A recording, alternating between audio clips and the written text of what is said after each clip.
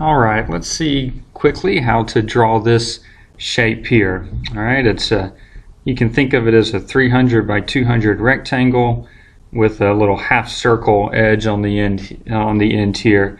Think of this as like a pool. These are steps going down into the pool. It's a top view of that. All right, this is the walk area around the pool. All right, so let's see how to do that. Okay, here's a blank drawing here. All right, I'm going to start out, let's do polyline. And let's just draw the basics of the rectangle. This distance is 300. Let's come up a distance of 200. Hit enter, and then now if I want this to stop, I could type 300. I could also put my cursor above here and just move my mouse up until it's 0, that angle is 0, and then click. Okay. All right, let's just go ahead and finish off the rectangle. So there's a basic rectangle that's 300 by 200. Now, guys, you could have done the same thing of what I did using the rectangle command here. That may be simpler for you. It doesn't matter.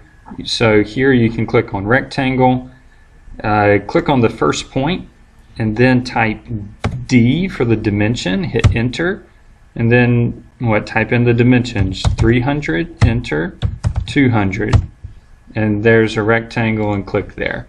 So we can do that one. Both of these are the same thing. It doesn't matter. All right, so I'll delete one of them. It doesn't matter which one you delete. Okay. Now let's get the half circle on the end. So let's make a circle, type in circle, hit enter. Let's make the center of the circle snap to the midpoint, and then I want it to snap to that end point. All right.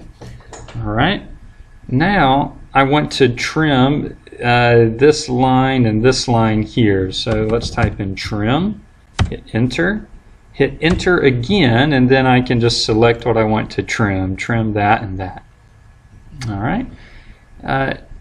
Now click escape to get out of that, and you can see, so I've got the outside edge, and now I want to do the offset to make the line that's the same shape, that's just 20 millimeters inside of the other one.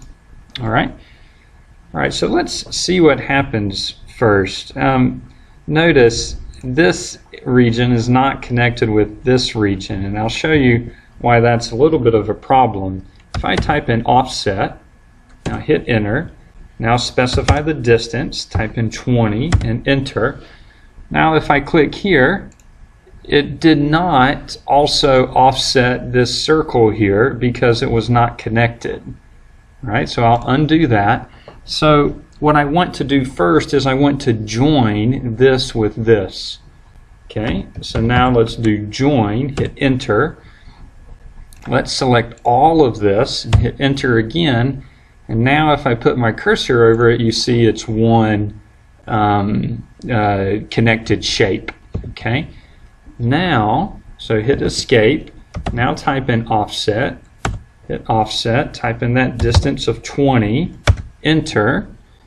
And now click what I want to offset and offset inside. Okay. And click again. Now that's offset of 20 there. All right. And now I'll click escape. You see over here there's these little steps. Let's say the distance between each of these steps is 10 millimeters there. All right. So if I come back to this drawing, now I'll use offset again. Now specify the distance of 10. Hit enter. And now let's offset. Well, I don't want to do this, right? That's offsetting everything. So let's click escape. That's not what I want to do. I just want to offset this line. So what I need to do is I need to explode this region, so then that would separate this line from the others. Okay, so type in XPLO, there's explode, hit enter. Now if I click here and then hit enter, now it's exploded, click escape. So now if I select that, you see it's not connected to the others. Okay, So now I can type in offset, hit 10, 10's already entered, hit enter, and now click this and offset however many stairs I want, however many there are. All right, now hit escape. Okay, now the last thing I need to do is add a hatching in here. Okay, you can either type in hatch or just click up here. There's hatch. Just click that region, all right, and then I can make it whatever color I want. I can make it a little more dense there. Let's make that 1. So there's a hatching. That's it. Hit enter, and there is that shape. Good job, guys.